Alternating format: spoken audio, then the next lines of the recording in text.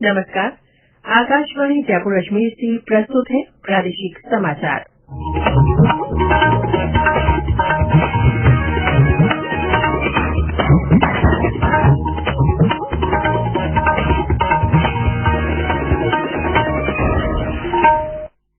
मुख्य समाचार।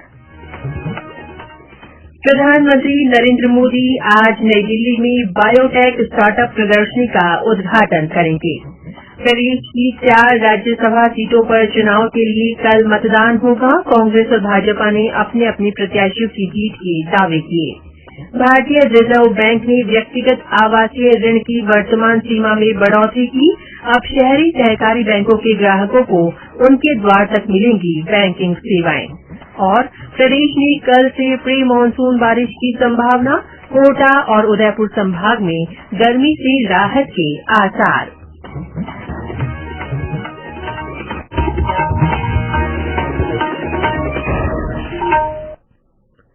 समाचारों के साथ मैं रितिका गुप्ता। और अब समाचार विस्तार से। प्रधानमंत्री नरेंद्र मोदी आज नई दिल्ली के प्रगति मैदान में बायोटेक स्टार्टअप प्रदर्शनी 2022 का उद्घाटन करेंगे। श्री मोदी इस अवसर पर जनसभा को भी संबोधित करेंगे। जैव प्रौद्योगिकी विभाग और जैव प्रौद्योगिकी अनुसंधान सहायता परिषद 2 दिन की इस प्रदर्शनी का आयोजन कर रही है।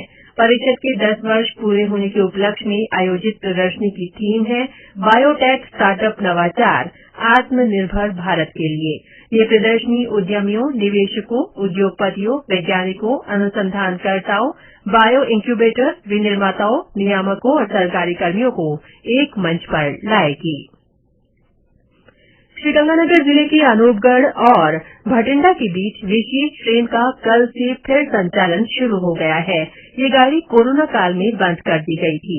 केंद्रीय रेल राज्य मंत्री राव साहेब दादाराव पाटिल दानवे और संसदीय कार्य मंत्री अर्जुन राम मेघवाल ने वीडियो कॉन्फ्रेंस के जरिए इस गाड़ी के दोबारा संचालन को हरी झंडी दिखाई। भटिंडा और सिरसा के बीच विशेष नई ट्रेन सेवा भी शुरू की गई है। इस मौके पर रेल राज्य मंत्री ने कहा कि अनूपगढ़ बीकानेर नई रेल लाइन के लिए जल्दी ही सर्वेक्षण किया जाएगा। उन्होंने बताया कि 2023 तक सभी ब्रॉडगेज लाइनों का विद्युतीकरण पूरा कर लिया जाएगा। उन्होंने कहा कि इस वर्ष 400 वंदे भारत ट्रेनों के संचालन का लक्ष्य रखा गया है। कार्यक्रम में केंद्रीय मंत्री और बीकानेर सांसद अर्जुन राम मेघवाल ने कहा कि अनूपगढ़ शहर सीमावर्ती होने के नाते बहुत ही महत्वपूर्ण है। उन्होंने अनूपगढ़ से घड़साना होते हुए बीकानेर के लिए नई रेल सेवा शुरू करने की भी मांग की। प्रदेश में राज्यसभा की 4 सीटों पर चुनाव के लिए कल मतदान होगा। सत्तारूढ़ कांग्रेस पार्टी ने इन चुनावों के लिए रणदीप सिंह सुरजेवाला, मुकुल वासनिक और प्रमोद तिवारी को प्रत्याशी बनाया है। वहीं भाजपा की ओर से घनश्याम तिवाड़ी मैदान में है। एक मीडिया समूह के मालिक सुभाष चंद्रा भाजपा के समर्थन से निर्दलीय उम्मीदवार के रूप में अपना भाग्य आजमा रहे हैं। चुनाव में क्रॉस वोटिंग को रोकने के लिए उदयपुर में जमा कांग्रेस और सरकार के समर्थक विधायकों के आज जयपुर पहुंचने की उम्मीद है। दूसरी ओर जयपुर के जामडोली में भाजपा विधायकों का अभ्यास शिविर चल रहा है। शिविर में कल आपातकाल और लोकतंत्र बहाली में भूमिका विषय पर पूर्व मुख्यमंत्री वसुंधरा राजे ने अपने विचार व्यक्त किए। उन्होंने कहा कि भाजपा की प्रदेश में फिर से प्रचंड बहुमत के साथ सरकार बनेगी। निर्वाचन विभाग ने राज्यसभा चुनाव के लिए रिटायर्ड आईएएस अधिकारी राम मोहन मिश्रा को विशेष पर्यवेक्षक नियुक्त किया है। और अब आजादी का अमृत महोत्सव से जुड़े समाचार। आजादी का अमृत महोत्सव।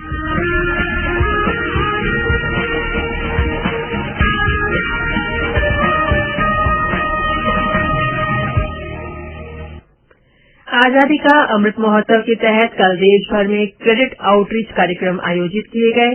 12 जून तक चलने वाले आइकॉनिक सप्ताह के तहत इन कार्यक्रमों में जिला अग्रणी बैंकों की ओर से बैंकों से जुड़ी योजनाओं का प्रचार प्रसार किया गया। कार्यक्रमों के माध्यम से जरूरतमंद को सीधे जुड़ने का लाभ दिया गया।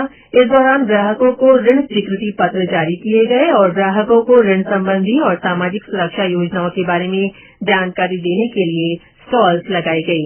इस अवसर पर बेहतर कार्य करने वाले बैंकों को भी सम्मानित किया गया। ये समाचार आकाशवाणी जयपुर अजमेर से प्रसारित किए जा रहे हैं। इन समाचारों को आप हमारी वेबसाइट news.air.gov.in पर राजस्थानी में भी पढ़ सकते हैं। समाचारों के ऑडियो बुलेटिन भी वेबसाइट पर उपलब्ध हैं। वेबसाइट पर सोशल मीडिया अकाउंट के माध्यम से ताजा जानकारी प्राप्त की जा सकती है। समाचार अभी और हैं, उससे पहले ये संदेश।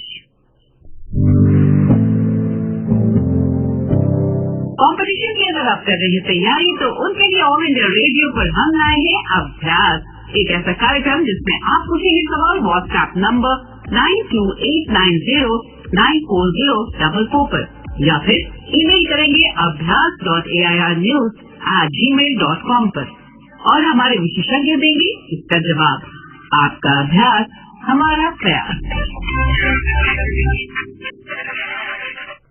प्रादेशिक समाचारों में फिर से आपका स्वागत है। भारतीय रिजर्व बैंक ने व्यक्तिगत आवासीय ऋण की वर्तमान सीमा में बढ़ोतरी कर दी है। सहकारी बैंकों को भी ये सुविधा उपलब्ध होगी। प्राथमिक नगरीय सहकारी बैंकों के लिए प्रथम श्रेणी के शहरों के मामले में ये सीमा दोगुनी करके 30 लाख से 60 लाख और द्वितीय श्रेणी के शहरों के लिए 70 लाख से 1 करोड़ 40 लाख रुपए कर दी गई है। 100 करोड़ रुपए से कम की कुल राशि वाले ग्रामीण सहकारी बैंकों के लिए ये सीमा 20 लाख से 50 लाख तय की गई है, जबकि शेष ग्रामीण सहकारी बैंकों के लिए ये सीमा 30 लाख से बढ़ाकर 75 लाख कर दी गई है। रिजर्व बैंक ने शहरी सहकारी बैंकों को अपने ग्राहकों को उनके द्वार तक बैंक सेवाएं बढ़ाने की अनुमति देने का निर्णय लिया है। सूचीबद्ध व्यावसायिक बैंकों को इसकी पहले से ही अनुमति दी जा चुकी है। भारतीय स्टेट बैंक के प्रबंधक पुनीत मुदगल ने कहा कि इस सुविधा से ग्राहकों की सेवा में और बढ़ोतरी होगी।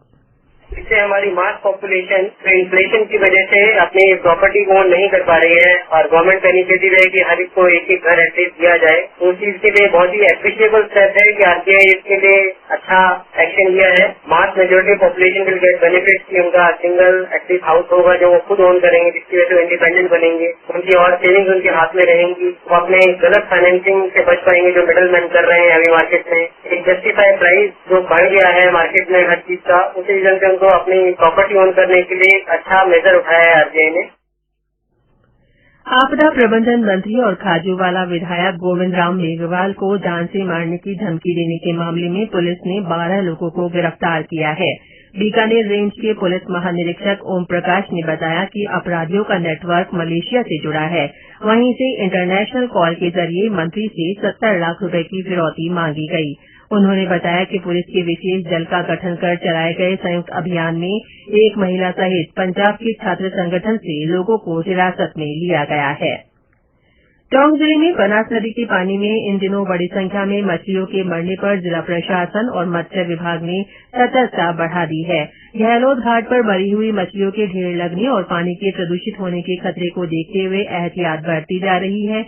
जिला मत्स्य विकास अधिकारी ने बताया कि मौसम में बदलाव और पानी में ऑक्सीजन की कमी के चलते इन मछलियों की मृत्यु की संभावना है। उन्होंने बताया कि फिर भी जांच के लिए मृत मछलियों और पानी के नमूने प्रयोगशाला भेजे गए हैं। प्रदेश में कल से प्री मानसून बारिश की संभावना है। मौसम केंद्र नई दिल्ली से जारी अनुमान के अनुसार कोटा और उदयपुर संभाग के 7 जिलों में इस बारिश से तापमान में गिरावट और गर्मी से राहत मिलने की उम्मीद है। प्रदेश के कुछ हिस्सों में आज भी तेज गर्मी और लू का असर रहेगा। कुछ स्थानों पर तापमान में मामूली गिरावट होगी, लेकिन उमस भरी गर्मी का दौर जारी रहेगा। बीकानेर और जोधपुर संभाग के जिलों में तेज हवाएं चलने की संभावना है। इस बीच बीते 24 घंटों में श्रीगंगानगर और धौलपुर में दिन का तापमान 46.2 डिग्री सेल्सियस दर्ज किया गया। पश्चिमी और सरहदी जिलों में अभी लू की स्थिति बनी हुई है। और अंत में मुख्य समाचार एक बार फिर। प्रधानमंत्री नरेंद्र मोदी आज नई दिल्ली में बायोटेक स्टार्टअप प्रदर्शनी का उद्घाटन करेंगे। प्रदेश की 4 राज्यसभा सीटों पर चुनाव के लिए कल मतदान होगा। कांग्रेस और भाजपा ने अपने अपने प्रत्याशियों की जीत के दावे किए हैं। रिजर्व बैंक ने व्यक्तिगत आवासीय ऋण की वर्तमान सीमा में बढ़ोतरी की है। अब शहरी सहकारी बैंकों के ग्राहकों को उनके द्वार तक बैंकिंग सेवाएं मिलेंगी। और प्रदेश में कल से प्री मानसून बारिश की संभावना है। कोटा और उदयपुर संभाग में गर्मी से राहत के आसार हैं। इसी के साथ प्रादेशिक समाचार बुलेटिन समाप्त हुआ। नमस्कार।